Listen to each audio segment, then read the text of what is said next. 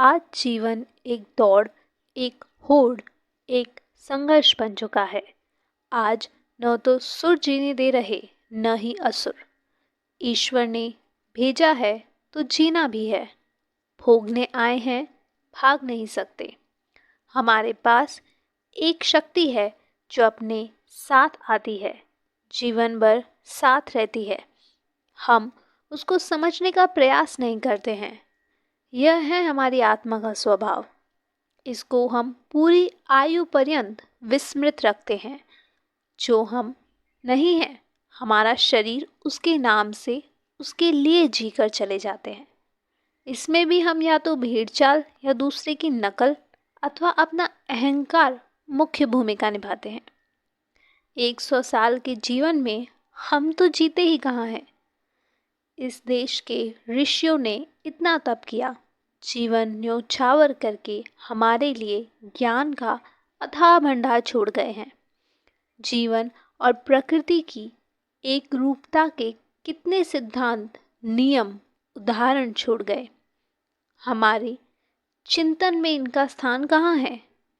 हम तो धन के बदले खरीदे गए बाहरी या पराये ज्ञान के सहारे जीने में ही गर्व का अनुभव करते हैं। ईश्वर ने कोई दो व्यक्ति समान एक जैसे नहीं बनाए और पढ़ाई ने सबका कचरा कर दिया। फैक्ट्री के माल की तरह सबको एक जैसा बना दिया। क्या बिगाड़ लेगा ईश्वर हमारा? यह शिक्षा हमें 35 सालों से मिल रही है। घर के बड़े बूढ़ों को इस शिक्षा ने मानवीय दृष्टि से कंगाल कर दिया और आत्मीय स्तर पर पथरा दिया। घर में भी आत्मीयता का सूत्र टूट गया। माला खानदानों की टूट गई। मणिये स्वतंत्र हो गए। हर व्यक्ति अपने जीवन की जड़ें अपने ही हाथ में लेकर जीना चाहता है।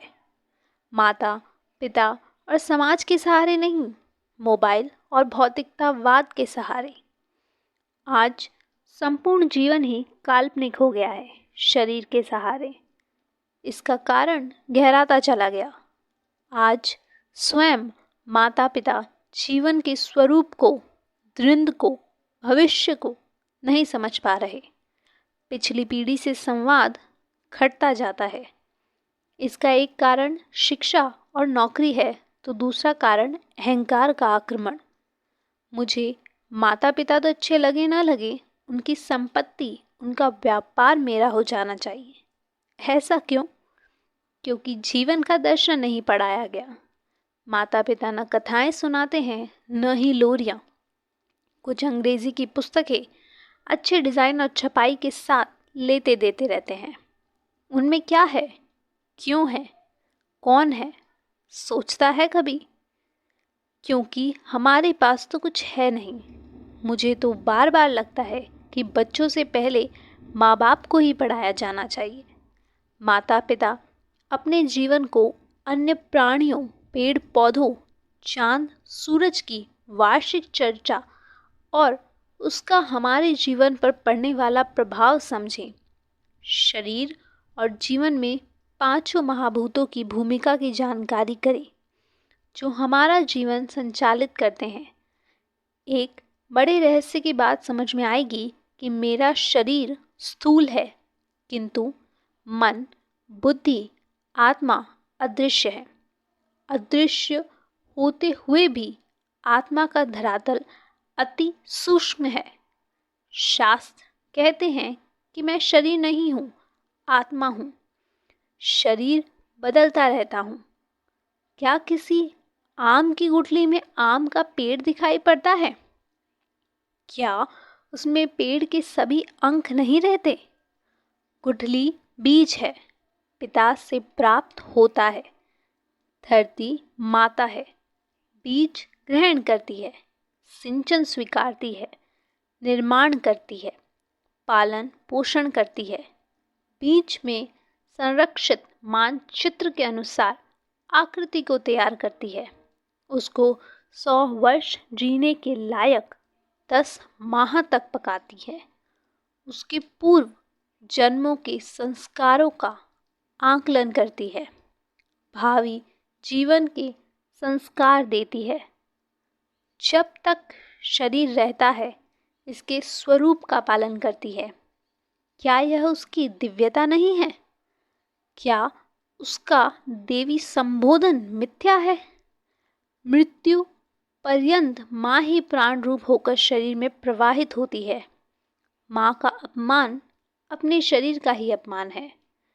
यही स्थिति पिता की भी है, बल्कि एक कदम आगे। पिता गुठली के भीतर का बीज है। गुठली बीज का शरीर है। कैसे बनती है गुठली? पिछली गुठली पिता थी, यह गुठली पुत्र है। इसमें भी पिता बनने की शक्ति है, प्राण है, ब्रह्मा है। पिता स्वयं बीज का वाहक है, पोषक है, संरक्षक है। चूंकि बीज में ही आकृति रहती है, अहंकृति और प्रकृति रहती है, 7 पीढ़ियों के प्राण यानी पितर रहते हैं। आत्मा के कर्म का वर्ण रहता है। 100 साल के जीवन का कैलेंडर रहता है।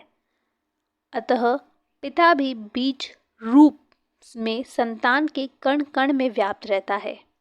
माता शरीर का उम्र के अनुसार निर्माण करती जाती है। पिता शरीर में व्याप्त रहकर आत्मा के स्वरूप को प्रतिबिंबित करते जाते हैं। शरीर के भीतर संतान का आत्मा प्रतिष्ठित रहता है। आत्मा कुछ करती नहीं है। माता पिता के प्राण ही शरीर का संचालन करते हैं। यह ईश्वरीय इच्छा है। गुठली में बीज कहाँ से आया? पिछली गुठली से। और पिछली गुठली में कहाँ से आया? उससे पिछली गुठली में। चलते चलते प्रथम बीज तक पहुँच जाएंगे। बीज पिता के शरीर में आया और माता के शरीर में पहुँचा। संतान के शरीर का निर्माण किया। बीज का निर्माण नहीं हो रहा है। पिता से माता और माता से संतान के शरीर में चला गया। माता पिता उसकी यात्रा का मार्ग है। बीज एक शरीर को छोड़कर आगे संतान क्रम से बढ़ता जाता है। अब सोचता है, मैं क्या हूँ? शरीर तो नहीं। माता पिता शरीर के निर्माण करने वाले पालक पोषक। मेरी भूमिका क्या है? मैं शरीर नहीं हूँ, आत्मा हूँ। प्राणों सूक्ष्म शरीर के माध्यम से स्थूल शरीर से कर्म करता हूँ।